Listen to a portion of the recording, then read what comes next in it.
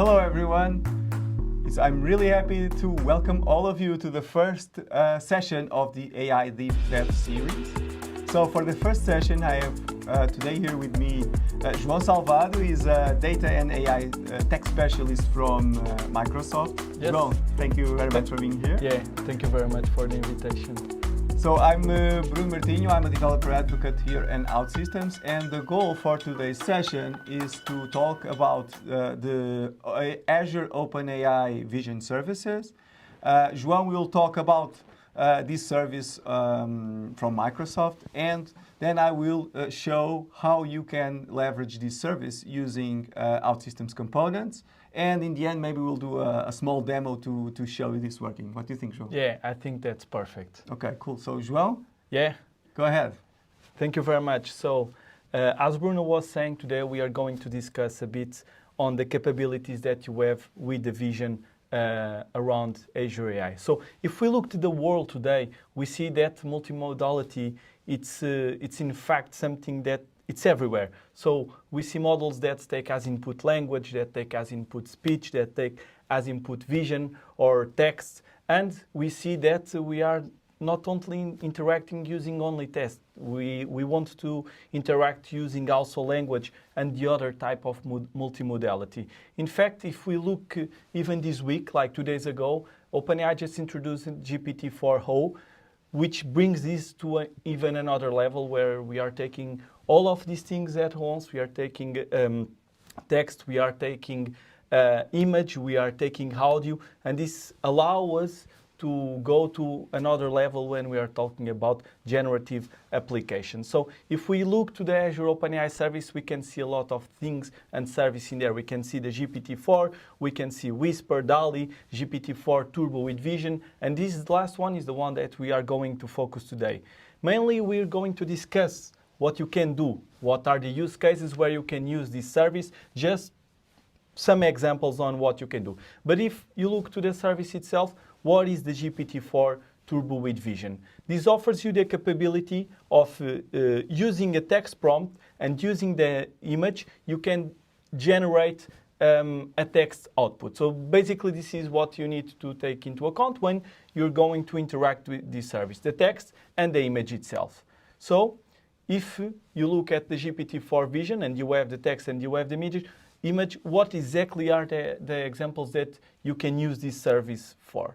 So I'm going to give you a lot of examples so that you can bring to imagination the things that you can do with service.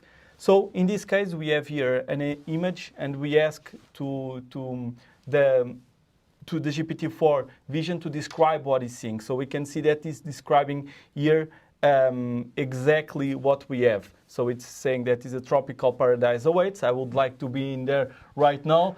It will maybe be we should do the stream. Yeah, next time we can do the stream from there. What do you think? Maybe next time we can do the stream for there. Better than this one, I guess, yeah. So in this one, we are basically putting here an image and asking also to describe what is going on in the image. And we see that, in fact, it looks like a building that it's being flooded with water. So that's a problem. An example that I like a lot is this case where you can put an image and ask for the algorithm, the GPT-4 Vision, to help you solve this problem. Actually, I'm looking to this example and I'm just recalling the video that OpenAI released 2 days ago, where we are seeing this, not with the image, but with the video, where you have a professor and the professor is helping the student, but the professor in this case is a GPT-4 and is giving tips in real time, with a response in real time on what should be the next step and what should you do to solve the problem. And that's really... it's the tutor demo, right? The tutor demo, yeah. That's a really nice example. So this is also a use case where you can apply this. And in fact, it's really good on solving this. This is an example that is really nice as well, where you want to extract the text from image. I guess that probably you are looking to this and you're not even able to understand what is there. For me, first time looks like it's Mark, but then that's when we say that context is everything. First time, yeah, looks Mark, but when you have the other things, yeah, you start seeing that, okay, maybe it's milk.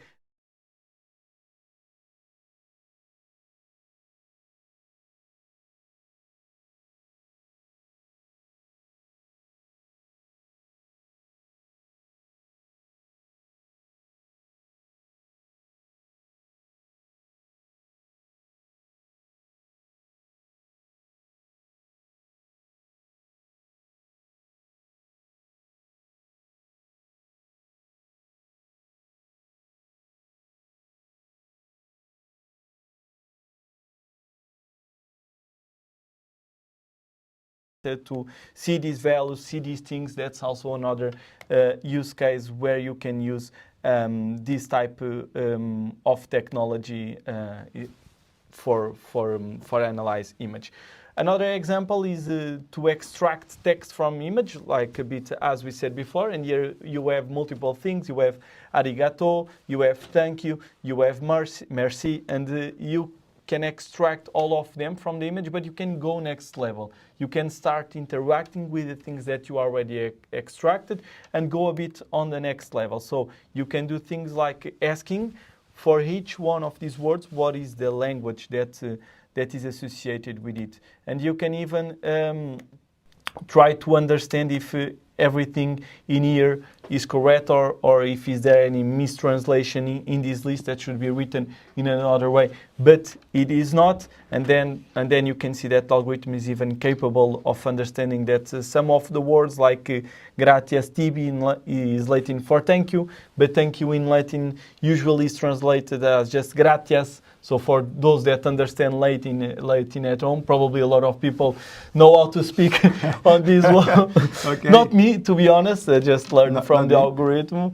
But yeah, that's also another so you use extract case. from the image, you extract the content, and then you can use GPT to analyze on top of that, on the use case. Yeah. Basically, that's the magic of this, right? You are using text, you are using image, but then this is a conversation. This does not need to be a one-time shot. So by the time that you have this data, metadata, as you want, you can start interacting with that data and go other levels. Even one example that is just coming to my mind is, okay, instead of saying thank you, maybe hello could be another example of word. Okay, now I want all these words. Okay. In hello, it's also another way to interact and look to this. Another example for those that like to code or that don't like to code, just like to see the code being created. One example is like looking to an image. Okay, we have here the base, the large, the huge, and you can ask to generate Python to draw similar curves. So we are seeing here that the code is being generated, so it can be an help for you not just to understand the image, but also helping you generate code, and then you can adapt this code. But this is really at least an accelerator. Not saying that this code will work 100% correctly, but it's a good accelerator on what you can do. Okay. Well, I don't want to mess up with the flow of your presentation, but I think I'm seeing that we are having interaction with the people that are seeing, which is good. So we have a question. Maybe you can try to, do presentations and kind of answer questions. So we have, and I think it's Nuno Reis that is asking, when will the vision here be available in API? So what can you say about that? Okay, I can say that will be. I know when it will be. I'm not sure if I can share that. Okay. So maybe Nuno Reis, we can talk on another time. I know him well, so I think we can do that. And if that's a thing that we'll probably share. It's not available in API, but you can already try at least the component of GPT-4o in the portal, okay, and you can test it out. The API itself, it's not still, but it will hopefully be available really soon. Okay. Great, thanks. But thanks for the questions. Yeah.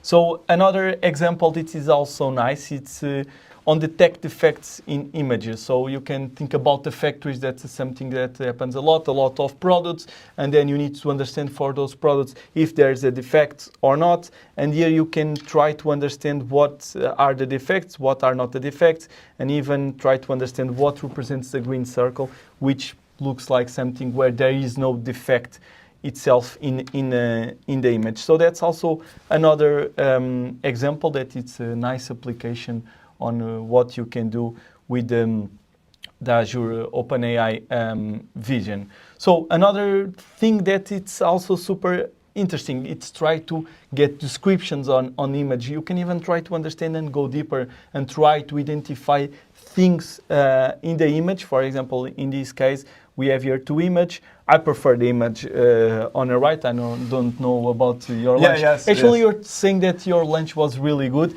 Mine was not as good as this one, but was But I would nice go as for well. that one. I will go right now for that one too. So we could even ask Cool. the model if this could be a lunch for two people. Or right. And getting the details. Maybe if I'm allergic to something, to try to see what's the ingredient there. Yeah, and that's a thing that you can put in prompt. You can say, okay, I can eat this, and this. I cannot eat these ingredients. I'm allergic. Can you tell me if I could eat what is in this picture? So that could be another use case for this case. Also, you can go on things, and this is a really nice example on asking what does the arrow point to. So you can see that we have here 5 objects, and we are specifically saying, okay, what is this pointing to? This is something that for us humans looks like, okay, that's supernatural. That's nothing, That's nothing special, right?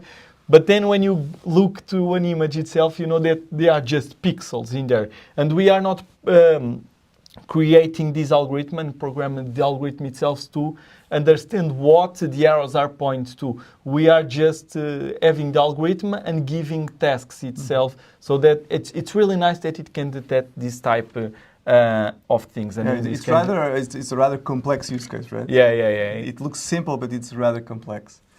By the way, I think there's an interest here about the presentation. I know we will have this in video, so people can always check the presentation on the video that will be on YouTube. But people are asking if we can share the PowerPoint. Yeah, I don't know if we can share. I think we can.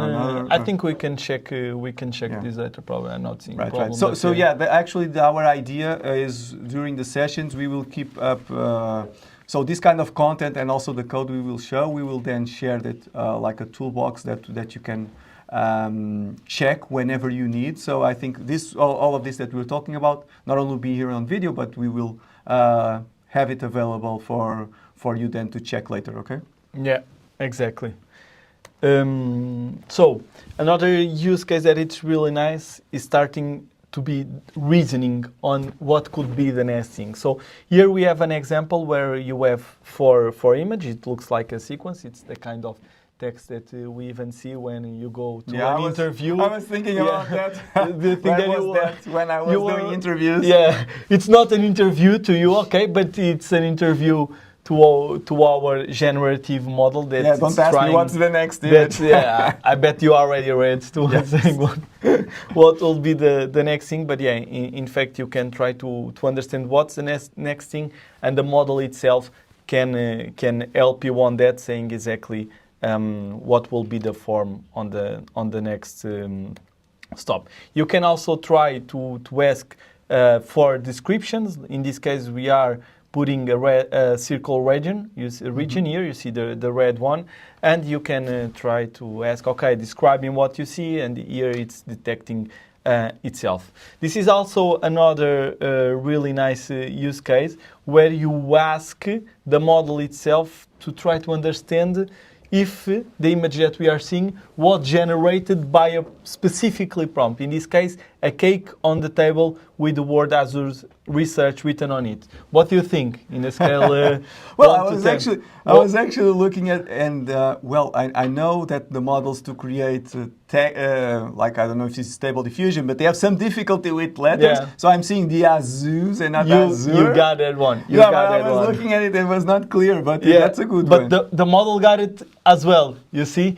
I can be totally honest. The first time that I saw this example, I said, "Oh yeah, that's a 10. It's correct." And I work with the Azure a lot, it's bad that I did not see the first time the Azure itself, but it's generating Azure's research, and you can see that it's rating the image with an 8 out of 10, which is good, which is probably what we would give as humans to this one. And this one is also nice. So from scale 1 to 10, deciding how the image is to the text prompt, a parrot driving a car. So it's true that we are seeing a parrot. It's true that it looks like we are seeing a car. Right. It's not so likely that a parrot is driving a car. At least first time that I looked, they were not able to do that. And that's the kind of what we are seeing here as well. So the rate for the image, it's a 4, which is like, okay, there's a car, there's a parrot. But yeah, probably it's not going to work. this is an example that it's super nice when you look to the insurance. And you see that there was a problem with the car. In this case, the problem it was quite big. Yes. I like the way you call that wreck a small problem or a problem. Yeah, I get that. Not that small, yeah. But what insurance need to do a lot of time is try to get information from this. So things like the license plate, the damage description, estimate of cost repair, so that they can process this in an automatic way. And in this case, it's already generating here the JSON. And this is really nice that generates the JSON, because when you have the JSON, you can then go to your application and then start processing. When you see this, you do that, and you do the other. Actually, I was just commenting with you where we are working in a project where we use that a lot to do calls to the APIs later and process these afterward, which is also a nice use case, and that you can start from this use case. For the ones that like sushi and have already done sushi at home, this use case is probably simple. You have here 5 images which are part of one image, and you need to understand what is the correct order. For sure that the D looks like the last one. For the others, it depends on your cooking skills, but the model looks like, for me, it's getting the correct order. So you got the E, then you got the C, you put the rice there, then you put everything, you roll the things, and then you just eat. So not only the model understands can identify what's in the images, but it also understands what is the task and actually puts the different activities in the flow, right? We're talking about sushi, right, making, but we can talk about anything else that is task related within the sequence. Yes, and that can be really helpful. And again, I want to say that we do not need to look just at this. This can be a part of a solution. You can use that to get broader things, right, and go another level and integrate with applications. In fact, when we look to all these things, they just make sense when you integrate them with apps. So you can create intelligent apps. That's really the main goal that we have when we look to these technologies and integrate these technologies with other components. So another use case that it's nice is trying to predict what will happen next. So in this case, we can see that it's detecting that the player will kick the ball toward the goals, attempting to score, not exactly saying it's going to the left, to the right. Even for me, it's not easy. So it's not predicting the result of the game. We could try to get a bit further and enforce, give me... That model is not yet available to the public. Even nicer will be to have the goalkeeper with, tell me what the model says, and then go to the right side. And that's also, this use case, it's also a nice one for those that have already played the spot the difference and trying to understand what is the difference between one image and the other. And here it can say that the crown, the dress itself with the red bow in the center. So it can also work as a solution when you see this type of problems yourself. There goes my favorite hobby in when I'm on holidays, to spot the differences. Yeah, spot the difference. That model will either crack that one it in or a second. Sudoku, it's also it's also a use case.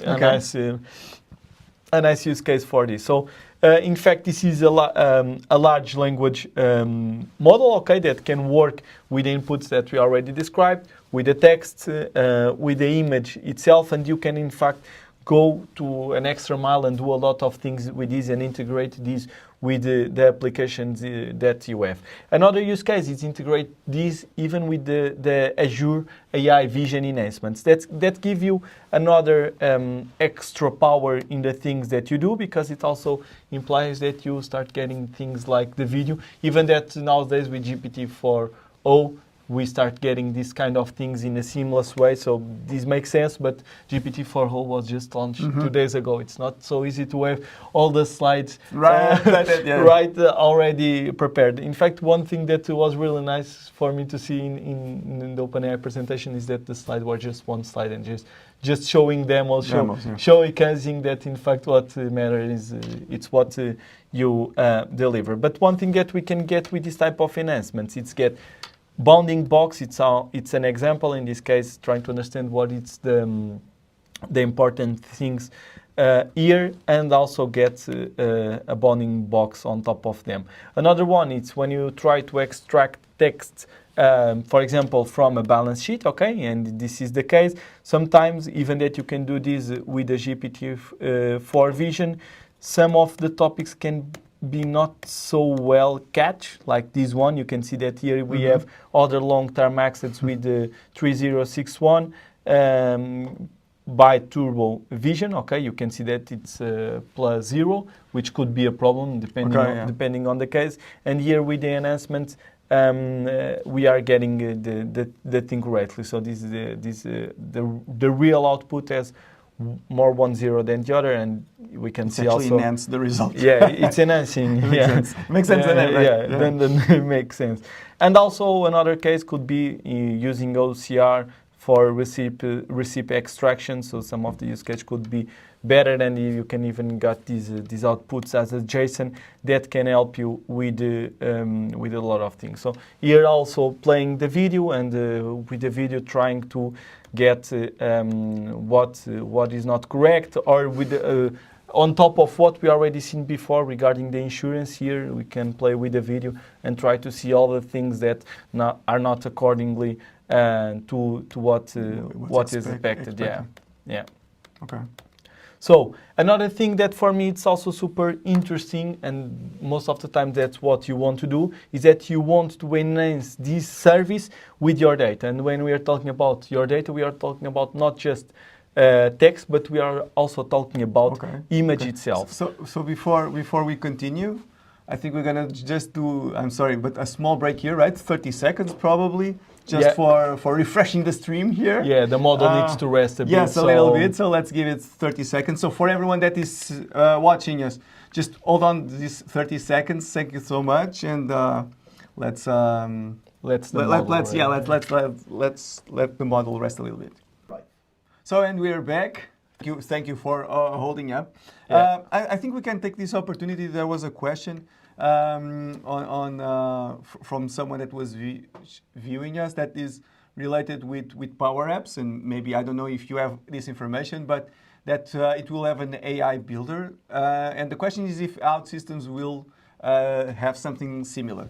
Now, to answer that, maybe you can help me a little bit. Can you talk a little bit what it's the AI builder on the Power Apps, just for me to try to understand? Yeah, I do not work a lot with the Power Apps itself, okay? I work more with the streamer related with the development of apps, but I think that AI builder is what allow you to develop your models more in a low-code, no-code approach. Okay. So on the OutSystems side, we have been releasing the AI Agent Builder. So it's a tool that you can use in OutSystems to using large language models to build your own AI agents. And we'll actually do a session about that. So I think it's going to be really interesting for you to check that. We don't have yet the date announced when it will be when we will be doing the session, but I think it's going to be very interesting. So one thing that I wanted to ask you, João, is so we have all of this that you've been showing, right? And this is using data that has been trained in the models, right? So this is very large amount of data, I presume, right? But imagine, I think we'll probably work on this, right? If we have our images, is it going to be possible for us to use our own?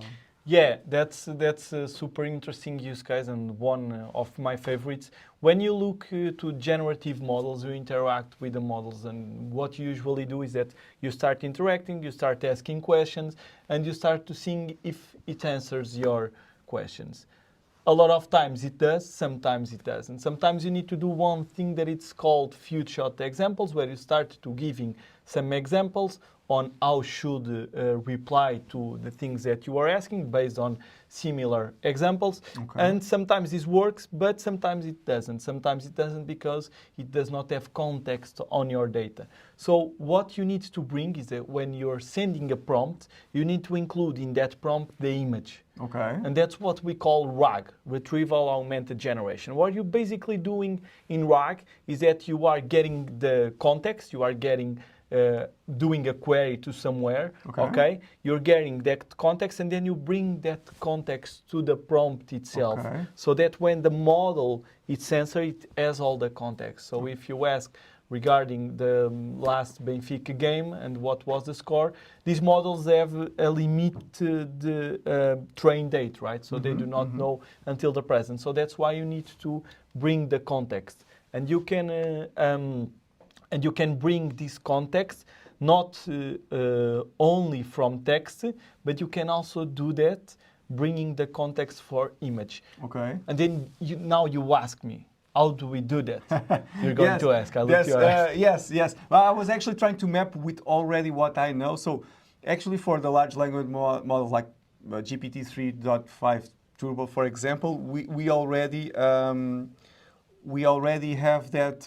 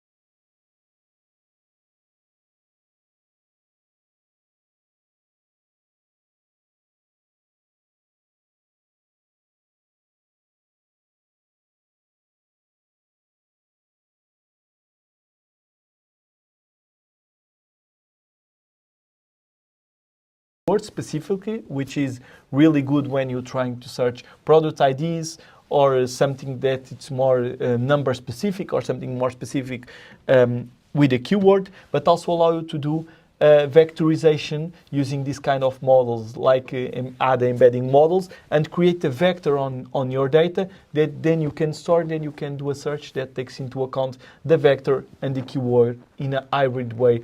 And that's the best way that you could get to put the context in GPT for GPT. So I don't send all the concept because it's impossible to send all the context that I have, right? Okay. Yeah, it's impossible. Well, it's impossible. Yeah, there is an hard limit. Those hard limits that we are seeing on the input tokens are increasing from time to time, so they are increasing. But then you will pay for that. Okay, there is a cost where you're sending more tokens.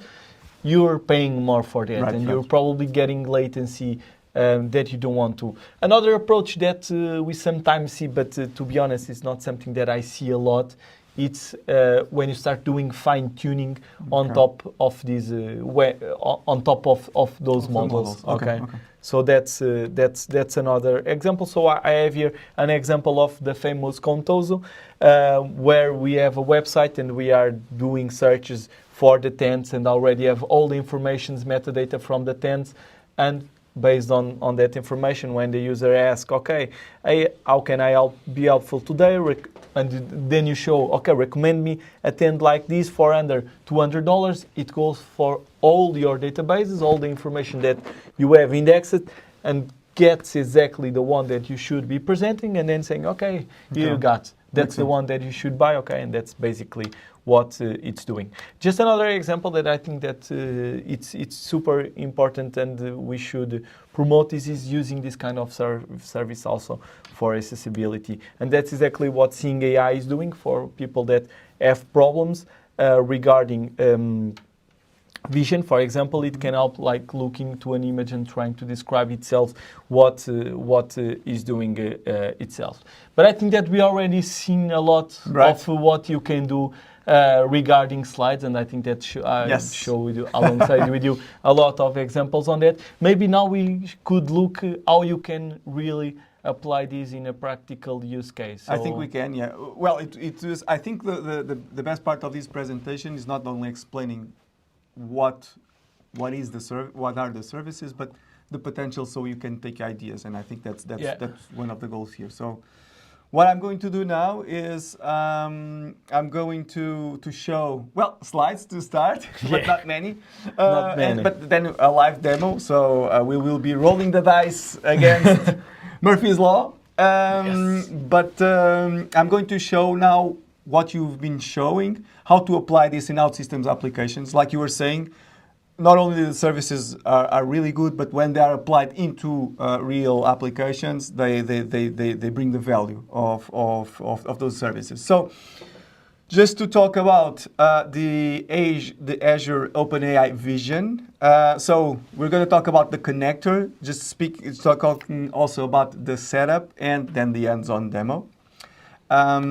So it's available on Forge. It's fresh on Forge, the Azure OpenAI vision component that will allow you to explore these services. Now, there are two main server actions that you can use. That is the get image description. So it's a real simple action where you have the input parameters can be an image in a binary or an image URL. Okay. Then some extra instructions. So you instruct the model what you want, like you were showing, to look at some detail or to give specific instructions. Makes and sense. then in the return you will have the description. Now, if this is too simple, we have now the get chat completion. That's actually more in align with the REST API that is being provided by Azure OpenAI, the vision. And you can send a system prompt, you can send messages in the different roles, like to send the context, and then you can send configurations. I will talk a little bit about this, so I won't lose too much time here. Now, on the get image description, like I was saying, you can send the image or the image URL, so one or the binary or the URL. And the extra instructions to bring detail to attention to a detail or even to determine the output. You were showing one there, and I have that in my example. So if you want to have the result in JSON or any other format, this is really helpful because it's going to be easy to ingest on an application, right? So the description. So for example, this is one of a result of a description. So it's verbose. It has a lot of details and is a really good description of the image that was sent. Now for the get chat completion, we have, like I said, the system prompt. It can be something as simple as you are a helpful assistant, but then you have the messages, the optional configs, the model configs, and the site properties.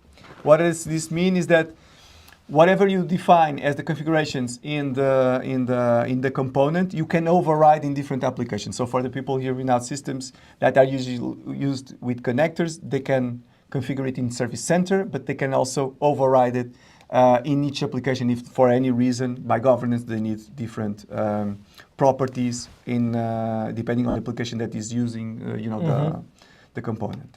Depends who's paying. Usually that's that's what drives the keys, is who's paying for the licenses. Now, what we have on the messages is you can be the user or the assistant, and you can send. So on the message content, you have type, text, or image URL.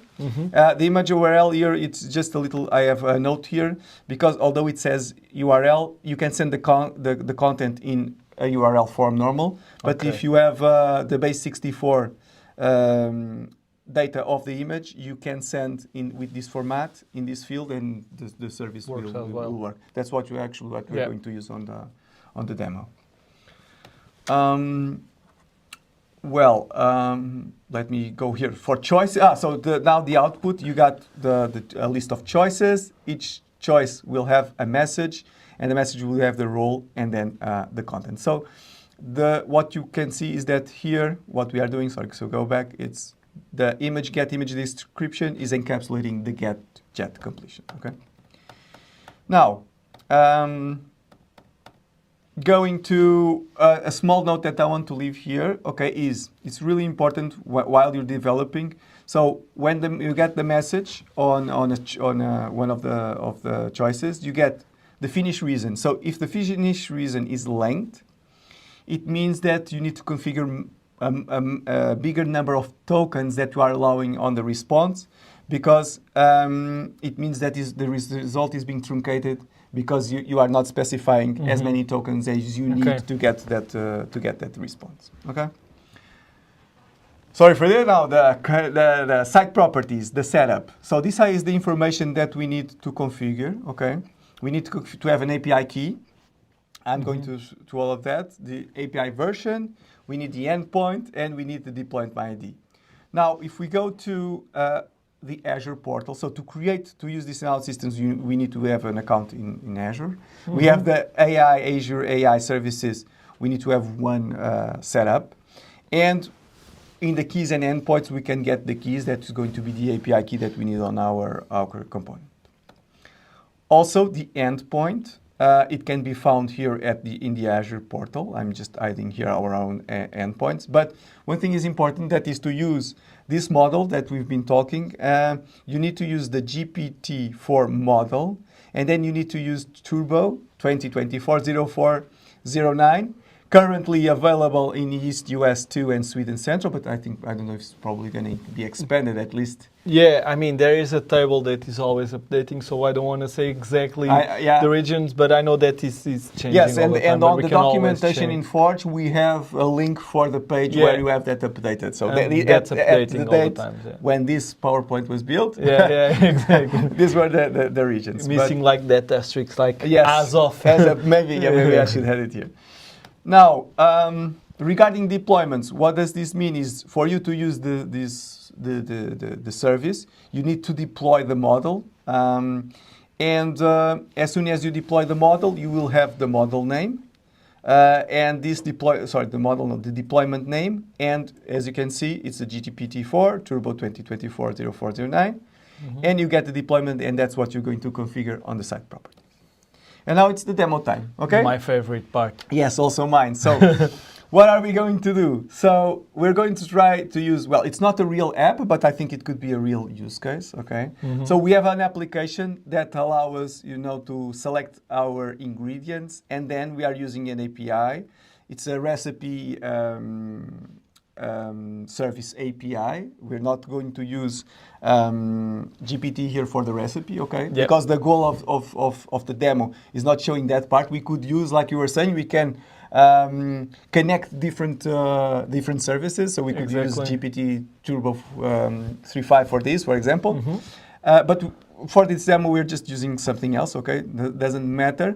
And I'm going to show you this, but I think we can improve it, and improving it with what we got inspired or the vision, I think that's what we can do. So let me share here my Service Studio. So I've got here the application. So let me just, you are seeing my screen, I believe. Now, well, it's an application, right? So we can select, a couple here of different ingredients. I don't know, maybe some more rice here. Do you think there's going to be things with beans, coconut milk, and rice? Let's see what we got. Oh, well, there's actually a couple of them. So we have different recipes, right? Now, what would be interesting is, instead of me inputting this, I have maybe ingredients on my kitchen, and I want... Or in your fridge. Yes. Well, I actually didn't have it inside the fridge, but we are going for this demo. We're gonna. I laid it down on the table, and it's. So let's do that. Okay. So first thing I'm going to do is I'm gonna.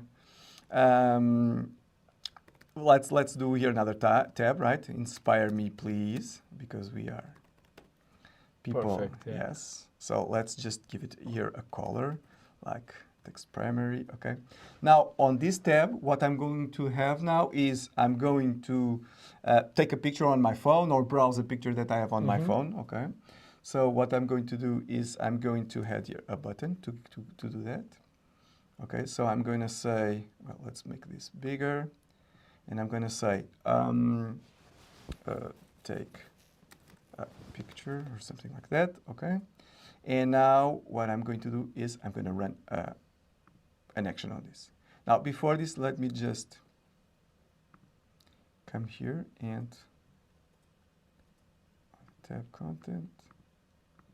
Sorry, on the widget tree. Let me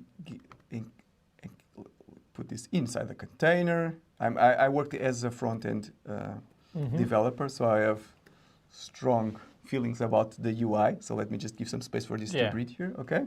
Now let's take a picture. Better. So when we click here, what are we going to do? So we're going to use the capabilities of the phone, to take a picture, and then we will store that in a variable that I'm going to call here the image. Okay. So I'm going to say this is going to be my picture. Okay. So what I'm going to do is I'm going here to my camera. I'm going to choose the gallery. It allows me to choose for my gallery also for to take the picture. Taking a picture. And then I'm going to assign the result of that, to the picture. Okay. So we have that variable with the image that I got. Now, of course, I will want to show that in the screen, So I'm going to take an image here, and I'm just going to, just put it here. Oops. Let me just drag it here. Okay. And I will bind these to, let's put it here big. And what I'm going to do is I'm going to get my image, my picture, and I'm just going to bind it here.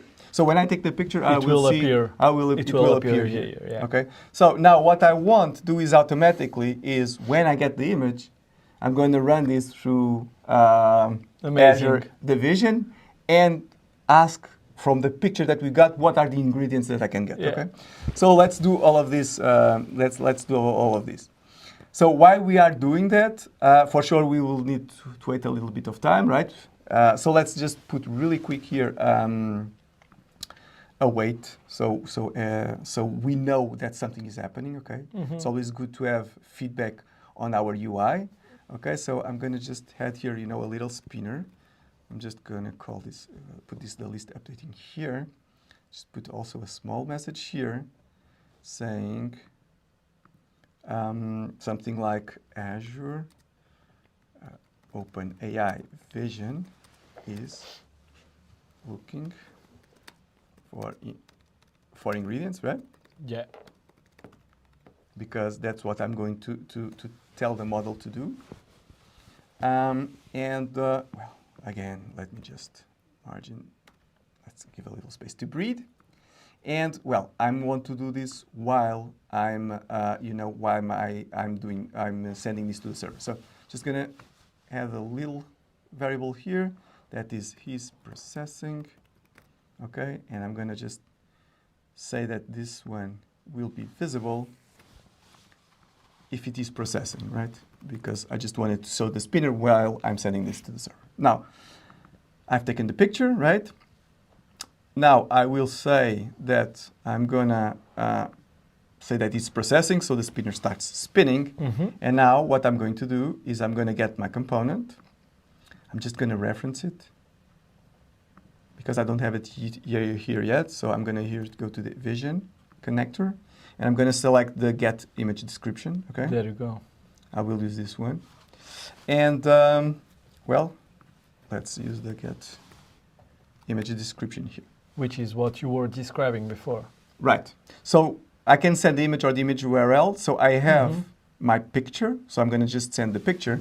And the extra instruction, this is what I'm going to ask for the model to give me.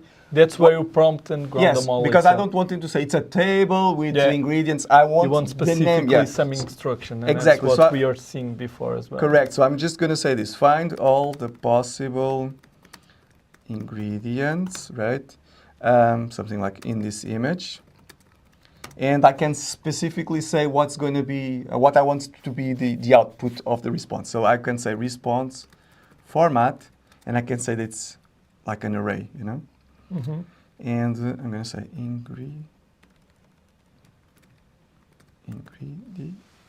I don't know how to script ingredient one. Let's just add one more here. Okay. And oops, I'm sorry.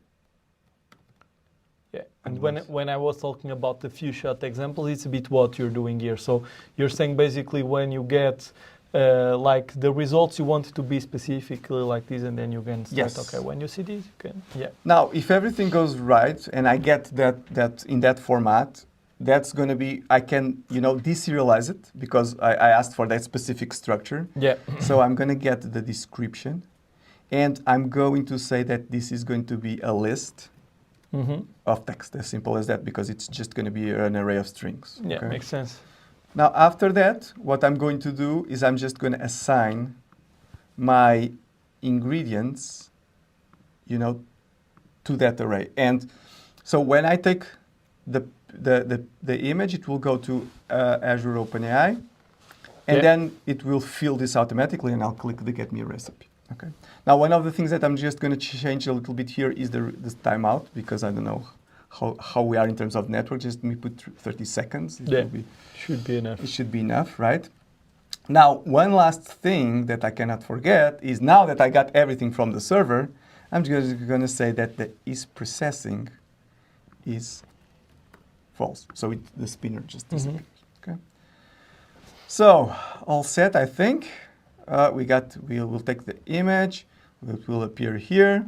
It will call. It will change, and I'll keep the get recipe. So let's just publish this, and let's see if then we will try this. So it's actually an interesting use case, right? Yeah, that you can get your ingredients to help you. And we were just talking about lunch, and then you're presenting this. It's everything is connected somehow, right? Now let's just get back here. Let's gonna just preview here. Now we have the new tab that is the Inspire Me Please, and I have to take a picture. Take a picture probably will ask me to browse for an image, and this is actually my kitchen. Okay.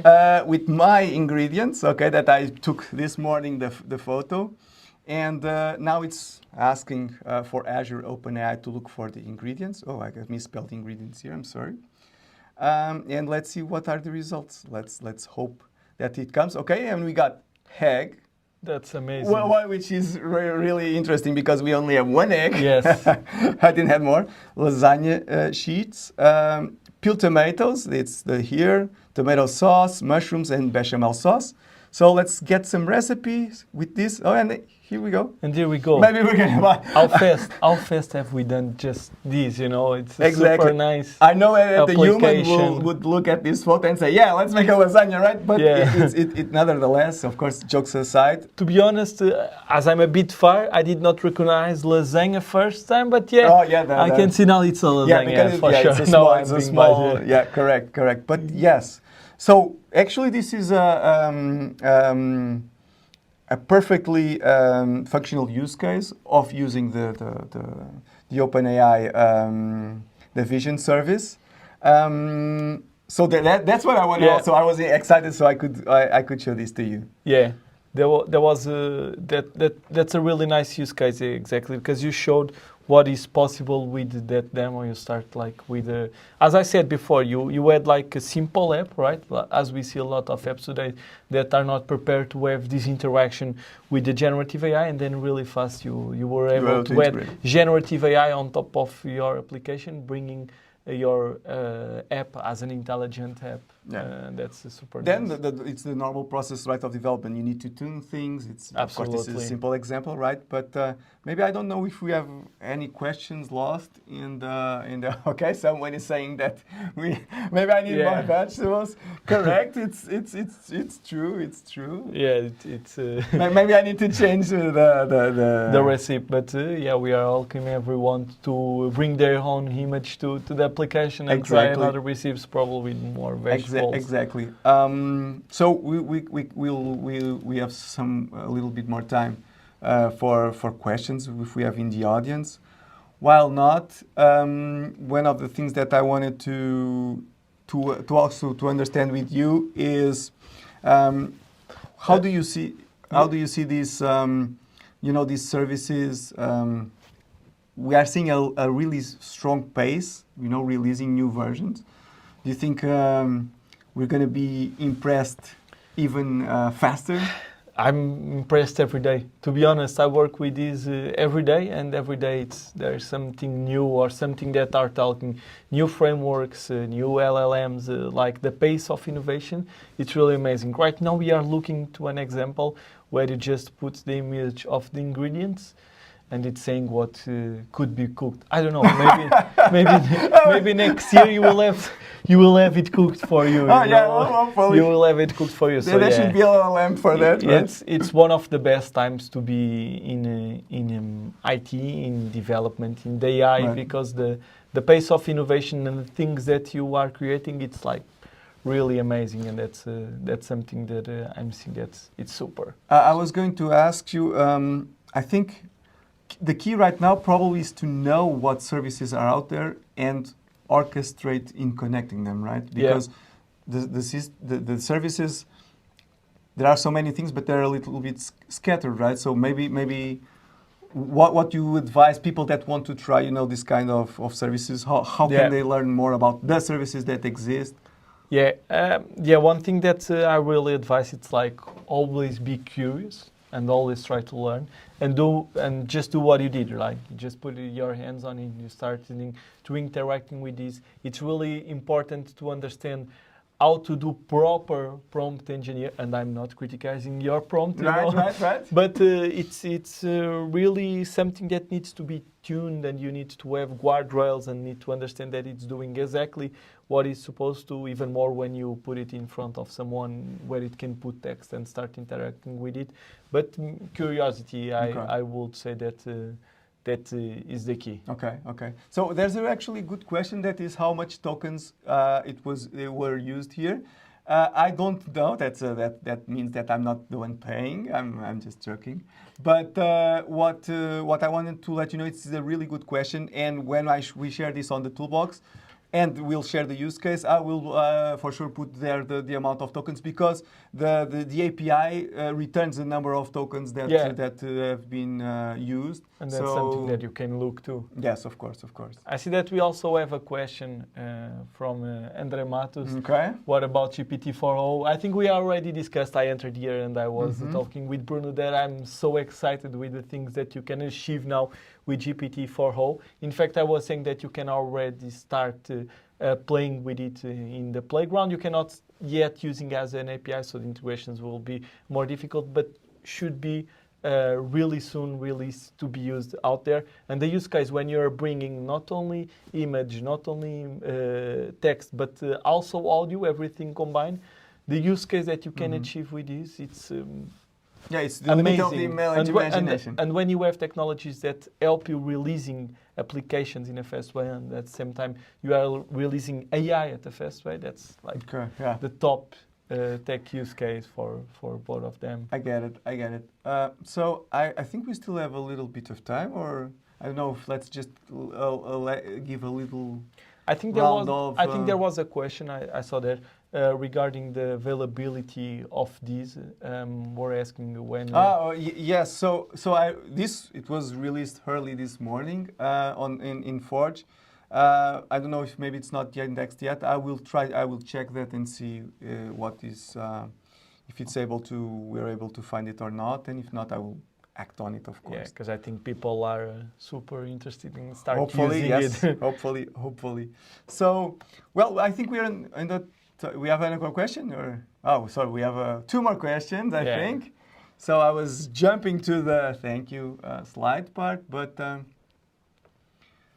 So we have a question also about how can we apply content safety with Gen AI to make sure unusual prompts are not used. So we were talking about guardrails, right? Yeah, guardrails, it's super important. I was just discussing that with you regarding when you do the prompt itself, to not allow to deviate one from what is expecting. So that's one thing that it's absolutely important. It's the prompt that you make, the system message regarding what the model should and should not do, right? That's one thing. When you're talking a system prompt, that's one thing, but that's usually not enough, because sometimes people try to deviate, let's say, this try these models saying, okay, imagine now that we are trying to play a song and everything. So that's why we use a lot of times LLMs also on top of this. We have one thing that it's called content safety, and content safety, what does is that it helps to detect these type of things. It helps you detect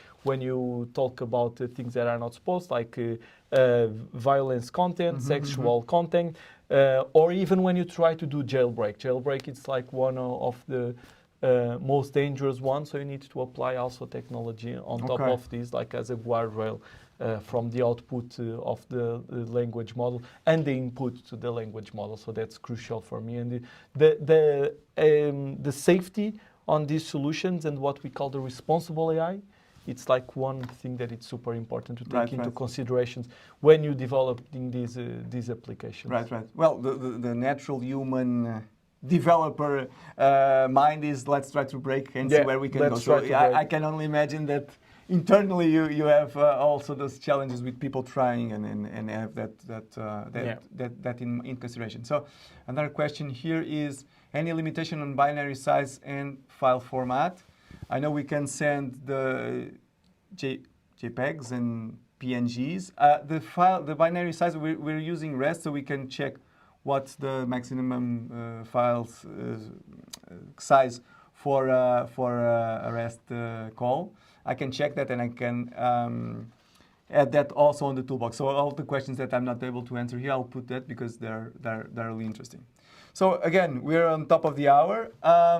So I just wanted to thank you all for being with us during this session. And thank you very much. To you, João, thank you so much for being here with us today. It was really a pleasure for me, and seeing like the audience with so many questions and so many comments. It's super nice to see the interest of everyone on using this type of technology. So this was the first one of the series. We will have more, so stay tuned. And well, thank you everyone, and have a great day. So João. Thank you.